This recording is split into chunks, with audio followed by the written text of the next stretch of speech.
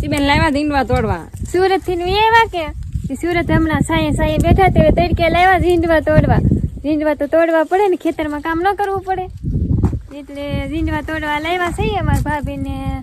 એને કીધું બ્લોક ચાલુ કરો પણ એને મોબાઈલ ફેરવતા આવ્યું નહીં. કા ભાભી? હા, કેમ ન આવ્યું? ક્યારે બનાવવો ન હોય તો ન આવડે ને, શીખવું પડે. એટલે હવે ભાભીને શીખવાડી દેવું થોડું. હવે અમને કઈ બહુ આવડતું નહીં પણ થોડું શીખી એટલે ભાભીને શીખવાડશે થોડું. પછી ભાભીને તડકો લાગી ગયો ને થોડાક એવા ઝીંડવા તોડવાના તો છે આખા ખેતરમાં. હવે કેદી પૂરા થાય ખબર નથી હો.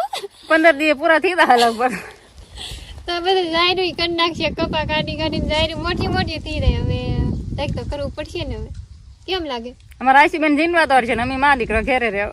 હા તો એવું કરશું. એવું તો હવે કરવું તો નહીં. ઘેરે લઈ જાય છે નકર ભાભી પાછા થાકી જાય. કેદું કામ નહીં કર્યું. કા ભાભી? હાલો હવે ઘેરે જઈને સાંજે જઈને બેસી જાય.